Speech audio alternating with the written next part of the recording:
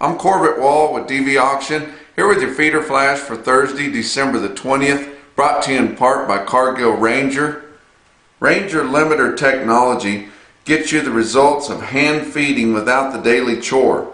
Working with your forage, Ranger limiter encourages cattle to eat smaller, more frequent meals without overdoing it. Available in different forms to fit different needs, Ranger limiter technology can help put more pounds per animal per acre. Great expectations for the Cattle on Feed report, which is coming out early due to the holidays. Be coming out here on Thursday at 2 o'clock Central after the board closes, of course. But just tell you what, on Wednesday the board was very quiet. It seems like everybody's pretty much figured in what they think is going to do already. So and everybody's seen the average of the analysts' guess and seem to be pretty comfortable with them as far as where the board's at right now. But we'll see what happens when that comes out here on Thursday and whether it shakes things up as we lead into the holiday break. But look at the board on Wednesday. December live cattle futures down in nickels, all at 119.72, and we're thinking that the trade ought to be maybe $1.20 this week if we do have significant trade. February contracts down 32 cents at 122.25, which is that's going to be your spot market here as soon as we get done with the holidays. And with it sitting at 122.25, it's not unreasonable that we should get 120 this week, and that's about where we've been trading as far as where your spot market's at, just under that 120. January feeder cattle unchanged or steady on Wednesday at 146.20.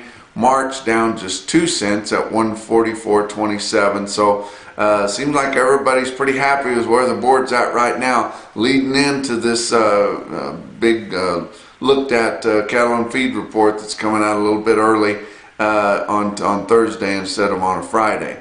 But no fat cattle trade really to speak of at all. Just, I mean, everybody is absolutely shut down, and not because of the holidays. I think they're really wanting to push this market buck higher and get that 120.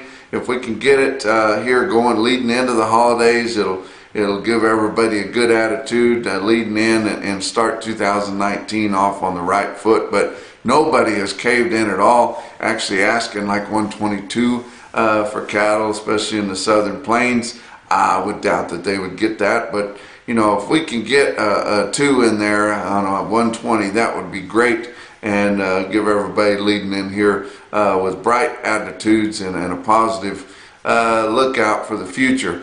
Your feedlots are really dealing with other stuff this week, and not just this week, but they have been all fall here. But it's starting to really come to an head. You know, driving around here in the Texas Panhandle, we've got gasoline in the low 180s per gallon, and we've got diesel fuel in the 260s.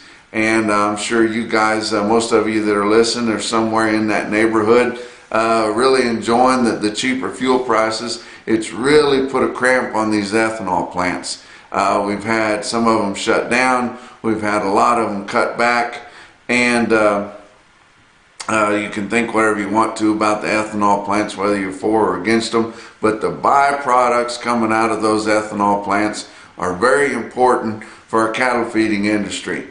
Everybody's using distillers, whether it's dried distillers or wet distillers. If you're relatively close to the plants, you can get that stuff, and some people think it's too much to pay for too much water, but other people find it very affordable. A lot of people use the DDGs, and it goes into other feeds that mix in the ration, and I tell you what, it has really gone up, and it's changing people's cost of gain on cattle that they've already got on feed and have already figured the break even on and already hedged them up, and it's not working out very good. But it doesn't look to be changing anytime soon. But you can replace that stuff with cheap corn.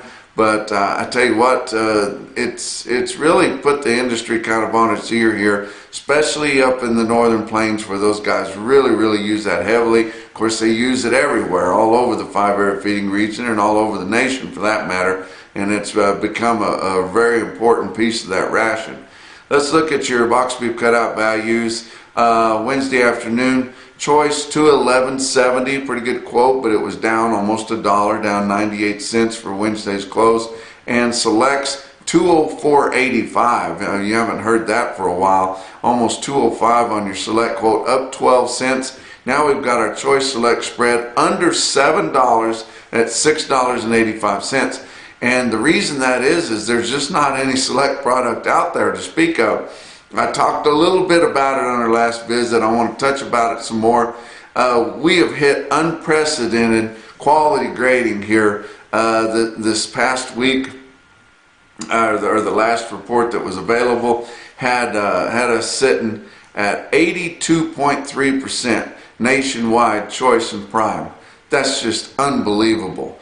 If you think about that, that is intramuscular specks of fat, marbling, which is what they look at to come up with the quality grading. It's just unbelievable that we've got that much intramuscular fat and how we figured out to put so much in there all of a sudden.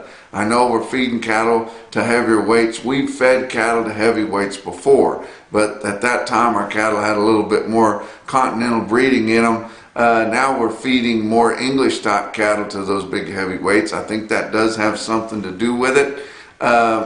We've had genetics have improved, and a lot of people are looking for genetics that include marbling, and I think that has something to do with it. I think the genetics south of the border down in Mexico, a lot of those cattle, Mexican cattle, are fed, especially in Texas Panhandle, southwest Oklahoma, or southwest Kansas, excuse me, the Oklahoma Panhandle.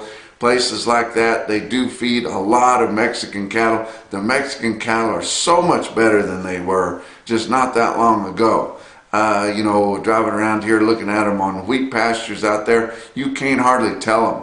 And some cattle that you think are natives, or some that come out of maybe South Texas or over in the edge of the southeast, you think they're that, and then you go by there and they've got that M on them, which on their hip, which is not stand for the Martinez Ranch, it stands for Mexico.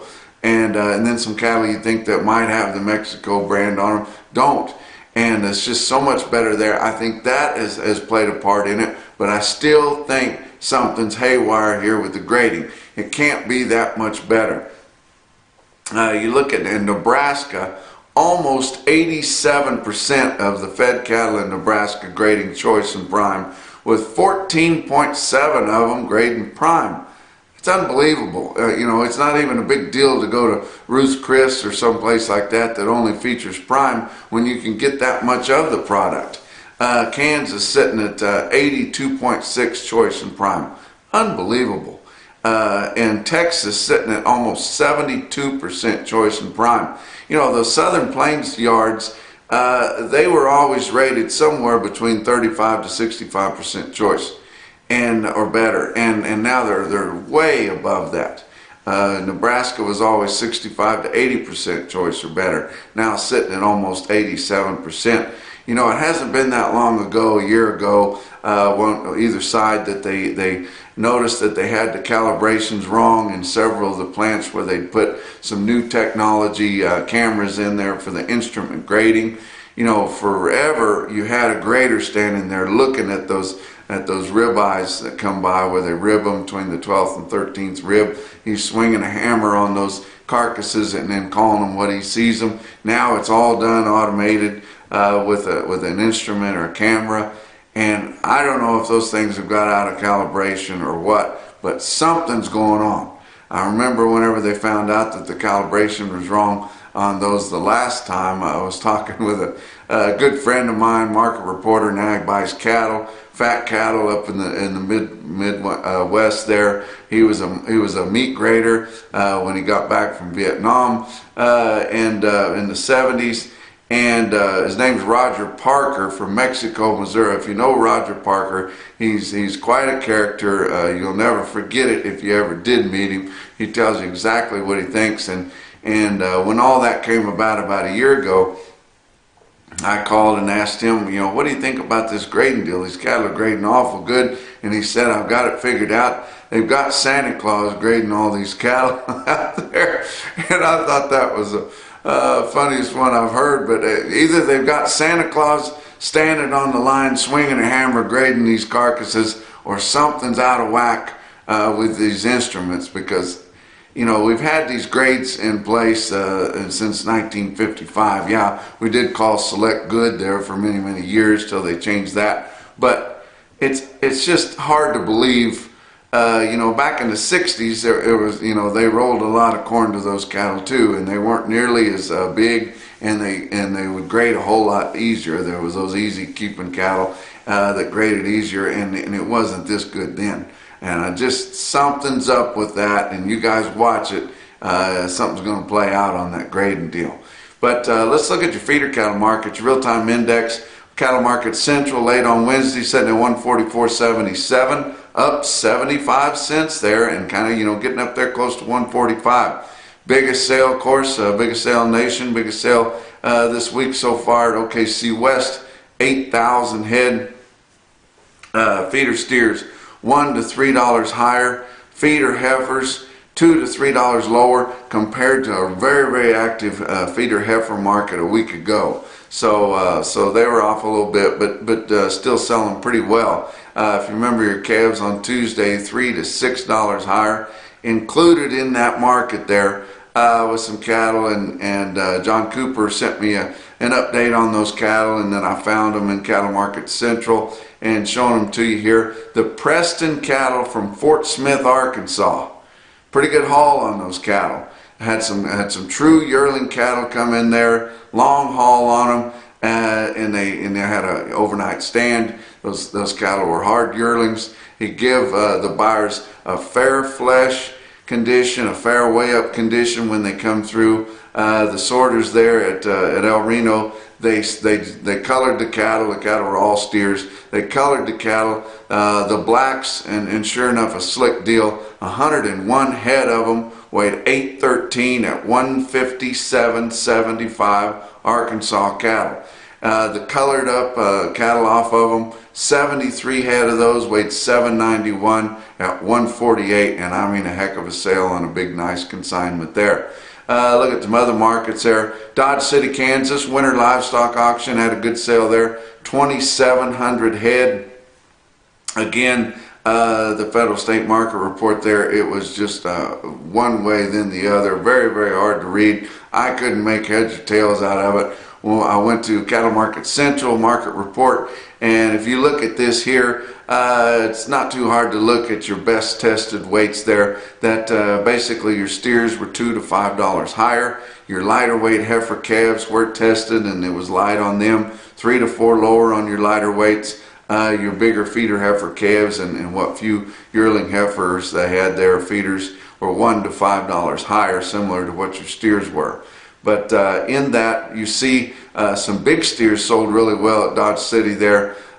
See on Cattle Market Central, 51 head, weighed 911 pounds at 148.50. And I wanted to give you a big calf quote. Had to go to Torrington, Wyoming, where they had 2,600 head and a good sale. The steer calves there, $2 to $7 higher, and you can sure see it on this quote. 57 head of fancy 427 pound steer calves, $202.